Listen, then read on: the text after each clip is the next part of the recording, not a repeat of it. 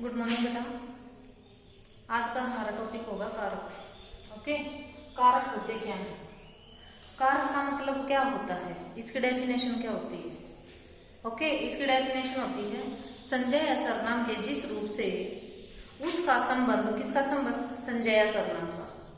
उसका संबंध वाक्य में प्रयुक्त क्रिया से या अन्य शब्दों से दर्शाया जाए, संबंध दर्शाया जाए, उसे कारक कहते हैं। संजय या सर्वनाम के जिस रूप से उसका संबंध क्रिया या अन्य शब्दों से दर्शाया जाए, उसे कारक कहते हैं। एग्जाम्पल से करते हैं। अब संजय शब्द, ये सोहन है, वो कैसा शब्द है? ये कैसा शब्द है? अब इस सेंटेंस को पढ़कर देखो। सोहन उस एक पेन मोहन दिया। क्या कोई सेंस बन रही है इससे? कोई भी सेंस नहीं बन रही है। इसमें हम कुछ शब्द अब जोड़ेंगे, वही हमारे कारक होंगे। ठीक है बेटा।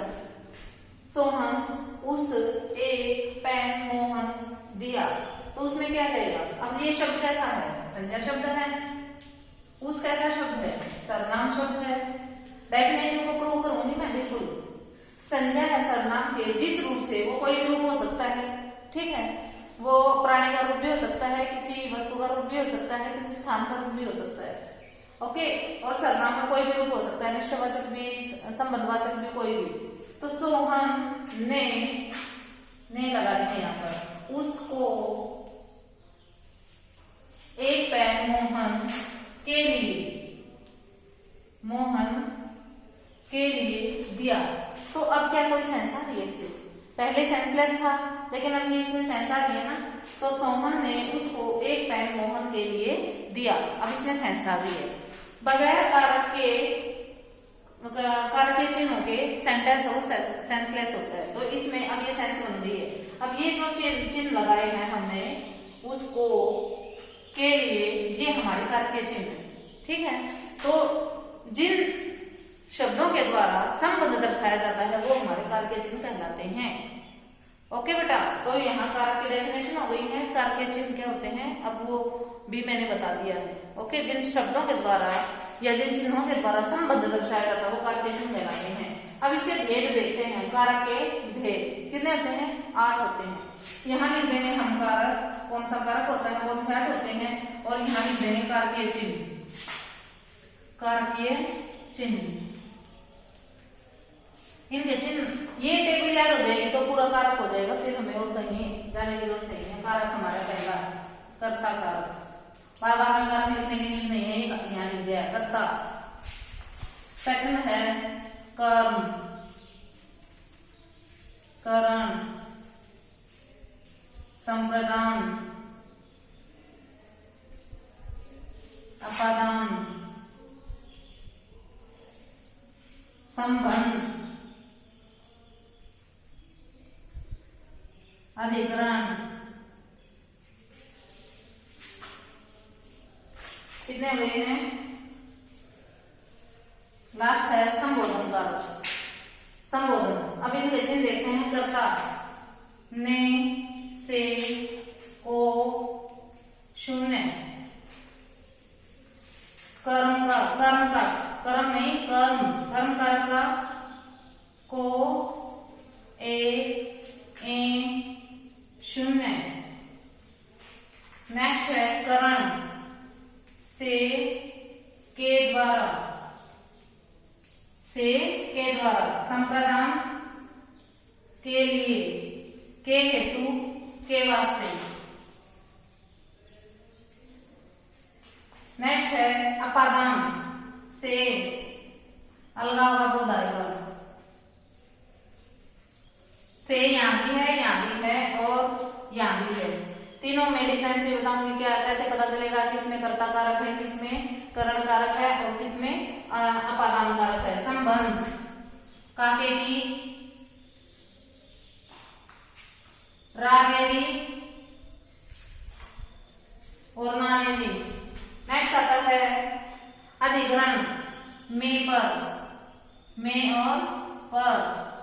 संबोधन, हे, अरे और किसी का नाम भी हो सकता है। ओके, ये हमारे थे कारक के 8 भेद हैं और उसके कारकीय चिन्ह। ये याद कर लोगे टेबल तो बिल्कुल ही आसान रहेगा, कहीं कोई डिफिकल्टी नहीं आएगी। अब हम शुरुआत से करते हैं। पहला कारक कौन सा बताया मैंने? कर्ता कारक। करेंगे, पहचान क्या होगी हम वो करेंगे। ओके, कर्ता कारक, कर्ता कारक चिन्ह क्या बताए थे, यहां लिख देंगे, ने से को शून्य, शून्य का मतलब होता है कोई भी चिन्ह नहीं होता है। अब यहाँ पर एग्जाम्पल से प्रूव करेंगे। कर्ता होता है किसी काम को करने वाला है जिसके बारे में कुछ बताया जाइए। मैं स्टार्टिंग से ही बता रही हूँ, दो बातें ध्यान रखनी है। कर्ता के बारे में किसी काम को करने वाला है जिसके बारे में कुछ कहा जाए। अब इसकी पहचान क्या होगी, देखो, ने चिन्ह लगाकर हम सेंटेंस लिखते हैं, राम ने खाना खाया। से का देखते हैं, राम से खाना नहीं खाया जाता। इस ये असमर्थता शो करता है, असमर्थता। नेक्स्ट आता है क्वेश्चन, राम को या मुझको खाना दो, मुझको खाना दो। ये दबाव दिखा रहा है, दबाव कहना कह रहे हैं मुझको खाना दो, मुझको ही देना है, किसी और को नहीं देना है। यहाँ पर दबाव डाला जा रहा है। तो जहां पर कर्ता कारक में दबाव शो होता है इस चिन्ह से, को चिन्ह से, ये एक नंबर का क्वेश्चन भी कॉम्पिटिटिव एग्जाम में आता है कि कर्ता कारक का को चिन्ह है जो वो क्या दर्शाता है, तो क्या दर्शाता है, दबाव। ये असमर्थता दर्शाता है कौन सा चिन्ह, से। ओके, तो ये हमारे जो है अब सुनहरी विभक्ति, राम खाना खाता है, खाता है। अब एक बात और ये बता देते हैं, उनमें जो चिन्ह होता है वो भूतकाल में लगता है और जो शून्य होता है वो भविष्य काल में और वर्तमान काल में लगता है। ध्यान रखेंगे इस बात का। अब पहचान क्या है इसकी, कर्ता कारक की, कर्ता के साथ कौन और किसने लगाकर, कौन और किसने लगाकर किसका पता लगाएंगे, कर्ता कारक का। ओके, ये था हमारा कर्ता कारक। नेक्स्ट आता है हमारा कर्म कारक। कौन सा, कर्म कारक। तब तक इसको माइंड में रिवाइज करेंगे, कर्ता कारक के चिन्ह कौन कौन से थे। अब कर्म कारक के चिन्ह क्या है, को, ए, शून्य।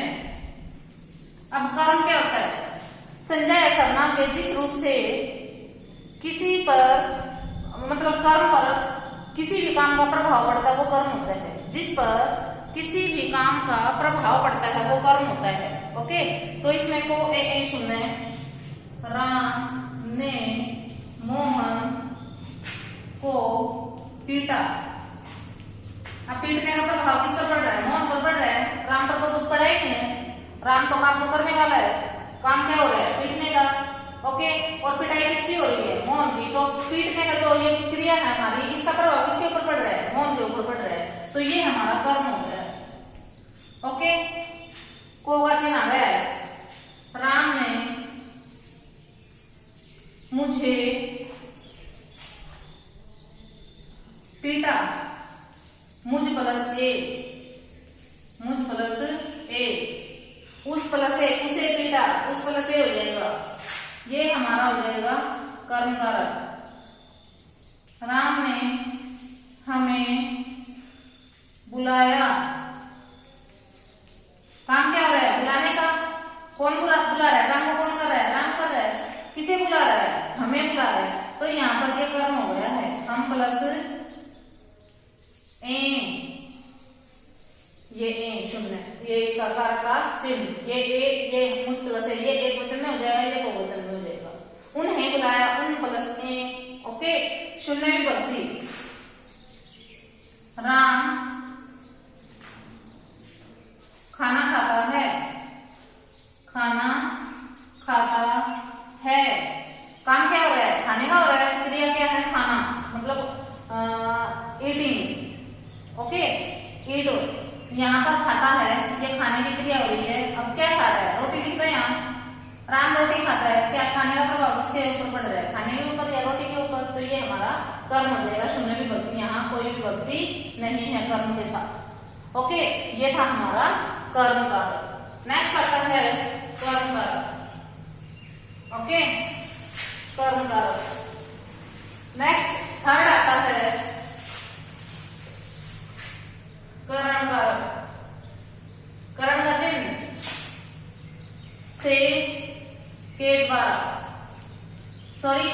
हमने कर्म की पहचान लिखी है। कर्म की पहचान, क्या पहचान होगी? क्रिया के साथ क्या किसे किसको लगाकर देखेंगे, किसे किसको, क्या किसे किसको लगाकर हम किसकी पहचान करेंगे? कर्म की। राम ने रोटी खाई, क्या खाई? रोटी, तो रोटी जो हमारा कर्म हो गया। राम ने सोहन को खाना दिया, राम ने सोहन को खाना दिया, तो यहाँ पर किसको दिया या किसे दिया? ये तो निर्जीव के लिए आएगा और ये दोनों सजीव के लिए आएंगे। ओके, तो ये हमारा कर्म था। नेक्स्ट आता है करण। करण का कार्य चिन्ह से के द्वारा, तो संजय या सर्वनाम के जिस रूप से उसके मतलब किसी काम के होने का बोध हो उसे करण कारक कहते हैं। जैसे एग्जांपल है, करण कारक की डेफिनेशन होगी,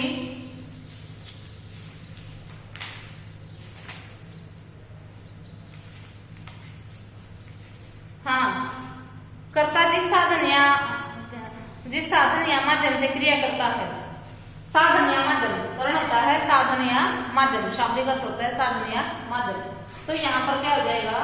कर्ता जिस साधन या माध्यम के द्वारा क्रिया करता है उसे करण कारक कहते हैं। एग्जाम्पल लेते हैं, राम बस से स्कूल आया। आने का साधन क्या है? बस है, तो बस से ये हमारा करण कारक हो गया है। राम के द्वारा पुस्तक लिखी गई, पुस्तक लिखी गई है, लेकिन लिखने का साधन क्या है? राम के द्वारा। अब राम इसमें राम के द्वारा, तो वहां पर के द्वारा है, वो करण कारक हो जाएगा। पहचान किस से या किसके द्वारा, क्रिया के साथ किससे स्कूल आया? बस से। किसके द्वारा पुस्तक लिखी गई? राम के द्वारा। तो यहाँ पर किससे और किसके द्वारा, ये कार्य चिन्ह लगा देंगे हम। ओके, नेक्स्ट आता है अब संप्रदान कर। संप्रदान का चिन्ह क्या आता है? के लिए, को भी होता है, को के लिए, के हेतु, के वास्ते। संप्रदान का शाब्दिक अर्थ होता है देना। शाब्दिक अर्थ क्या होता है? देना, देने का भाव आता है इसमें। राम ने सोहन को या भिखारी को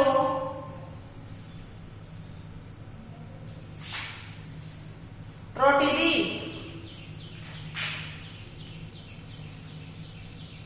रोटी दी, किसको रोटी दी? को लगा दें, किसको, किसके लिए, किसके हेतु? भिखारी को संप्रदान हो जाएगा ये। अब ये क्या हो गया? ये कर्म कारक भी हो सकता है। यदि कर्म का राम ने सोहन को रोटी दी तो वो उसकी ड्यूटी बनती है। माँ ने बच्चे को रोटी दी, वो माँ की ड्यूटी बनती है। लेकिन भिखारी को रोटी देकर हम उसे वापिस नहीं देते हैं। हमारा मन करेगा तो देंगे, नहीं मन करेगा तो नहीं देंगे। हमने भाव देखना, जहां देने का भाव आता है और उसे वापिस नहीं दे सकते तो संप्रदान कारक आएगा, और नहीं तो वो कर्म कारक आ जाएगा, जहां पर ड्यूटी की बात आ जाती है। नेक्स्ट आता है हमारा अपादान कारक। अपादान, अपादान का मतलब होता है अलगाव। चिन्ह क्या है इसके? से। शाब्दिक अर्थ क्या है? अलगाव। राम बस से गिर गया, गिर गया, अलग होने का भाव है। वृक्ष से पत्ते गिरते हैं। लड़की कमरे से गई, वह स्टेशन से आया, वह स्टेशन से आया। भाव देखिए अब इसमें, बस से गिर गई, अलगाव का, वृक्ष से पत्ते गिरते हैं, गिरने का भाव है तो वो अलग हो रहे हैं। लड़की कमरे से गई, कमरे से अलग हो गई है, निकल गई है, तो वो भी हमारा अपादान कारक होगा। वह स्टेशन से आया, स्टेशन वहीं रह गया है और वो आ गया है, तो वो भी अलगाव हो रहा है, इसलिए कौन सा कारक हो जाएगा? अपादान कारक। अब इसमें एक बात ध्यान रखेंगे, नोट डाल देंगे इसमें, अपादान कारक में किस किस का भाव आएगा। उत्पत्ति, उत्पत्ति, लज्जा, भय, तुलना, शिक्षा,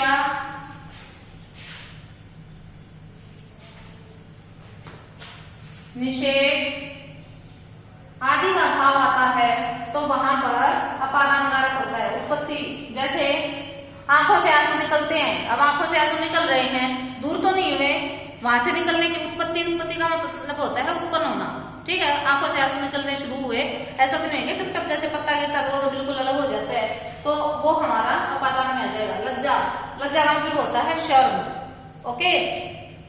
बहू ससुर से शर्माती है, ससुर से वो से लज्जा का भाव आ रहा है, तो वो भी अपादान कारक होगा। भय, भय का मतलब होता है डर, वह सांप से डर गया, सांप से भाव किस चीज का है, भय का, इसीलिए कौन सा कारक हो जाएगा, अपादान कारक। तुलना, तुलना का मतलब होता है कंपैरिजन करना, राम श्याम से बड़ा है, तो श्याम से तुलना कर दी है, तो कौन सा कारक, अपादान कारक। शिक्षा, सोहन ने मोहन से साइकिल चलाने सीखी, सोहन से साइकिल चलाने सीखी, जिससे कुछ सीखते हैं, शिक्षा लेते हैं, वो हमारा वहां पर अपादान कारक होता है। माँ ने मेरी चाची से स्वेटर बुनना सीखा, तो चाची से कौन सा शिक्षा ली है, तो अपादान कारक हो जाएगा, ठीक है बेटा। तो नेक्स्ट निषेध, निषेध मतलब होता है मनाही, मतलब घृणा, घृणा का भी आएगा इसमें। तुम्हें बाहर जाने से कौन रोकता है, बाहर जाने से, तो वो भी हो जाएगा निषेध। घृणा, उसे गंदगी से घृणा है, ठीक है, गंदगी से, तो वो भी हो जाएगा अपादान कारक में। तो ये इन चीजों का ध्यान रखेंगे, केवल अलगाव अलगाव का ही ध्यान नहीं रखेंगे, वो भी हमारे अपादान में आती है। नेक्स्ट आता है संबंध, और इसका पहचान कैसे करेंगे, किस से लगाकर, क्रिया के साथ किस से लगाकर हम अपादान कारक की पहचान कर सकते हैं। संबंध कारक, संबंध कारक का होता है इसका कारक के चिन्ह का, के, की, रा, रे, री और ना, ने, ये बता दिया था मैंने। राम का भाई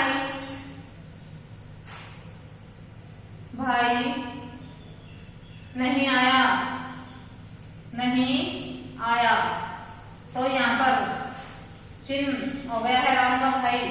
अपना बैग खोलो, अपना बैग खोलो, तो अपना, अपना और बैग में संबंध है, तो ये कौन सा कारक हो जाएगा, संबंध। नाने नी का कहा था मैंने, का के की का ये हो गया है, का एक वचन, के बहुवचन और की स्त्रीलिंग। अपना बैग खोलो, ना एक वचन, अपने बैग खोलो बहुवचन, अपनी पुस्तक खोलो स्त्रीलिंग। तो इस प्रकार से संबंध पहचान क्या होगी, किसका, किसके, किसकी लगाने से जो उतराएगा वो कौन सा कारक होगा, संबंध कारक। राम का भाई नहीं आया, किसका भाई नहीं आया, राम का। अपना बैग खोलो, अपना बैग खोलो, किसका बैग खोले, अपना। तो यहाँ पर ये हमारा कौन सा कारक, बताइए। फर्स्ट कौन सा कारक था, सेकंड कौन सा, कारक बताइए, करण कारक का। इस तरीके से अपने क्वेश्चन पुट करते रहेंगे। नेक्स्ट आता है अपादान के बाद संबंध हो गया, अब आ गया अधिकरण। अधिकरण कारक चिन्ह क्या था, में पर, में पर, किस में, किस पर, पहचान। नेक्स्ट इसके एग्जाम्पल देखते हैं। अधिकरण कारक, मछली जल में रहती है, जल में कहाँ रहती है, जल में, तो किस में या कहाँ, कहाँ या किस में, किस पर लगाने से जो उत्तर आएगा, नहीं कहाँ नहीं, जल में रहती है, मछली जल में रहती है, किस में रहती है, जल में, कहाँ लगाने से तो स्थान का पता चलेगा, कहाँ रहती है, वो भी ठीक रहेगा। नेक्स्ट है बच्चा बेंच पर बैठा है, कहाँ बैठा है, बेंच पर, किस पर बैठा है, बेंच पर, तो ये बेंच पर कौन सा कारक हो जाएगा, ठीक है। इसके 3 आधार होते हैं, स्थानाधार, भावाधार, स्थानाधार, भावाधार और समयाधार।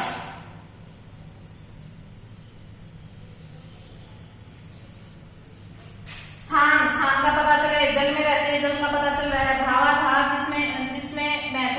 जिसे महसूस करते हैं। लड़की पढ़ने में तेज है, पढ़ने में तेज है, महसूस किया हमने। तो जहां पर भाव आते हैं, लड़की पढ़ने में तेज है, तो किस में तेज है? पढ़ने में। तो कौन सा कारक हो जाएगा? अधिकरण कारक। समयाधार, तुम 2 मिनट में आओ, तुम 2 मिनट में आओ, 2 मिनट में। समयाधार, जिसमें समय का बोध हो समयाधार, भाव का बोध हो भावाधार, स्थान का बोध हो तो स्थानाधार। इतने डीपली से नहीं आता है, मेनली चिन्ह याद होने चाहिए तुम्हें, कारक के चिन्ह। ओके, नेक्स्ट आता है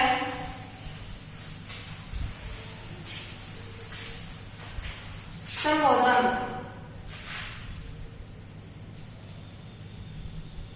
संबोधन कारक चिन्ह है हे, अरे, ओ, राम। राम मतलब कोई भी आ सकता है यहाँ पर, ये चिन्ह है यहाँ पर, संबोधन का चिन्ह नहीं हो पाएगा।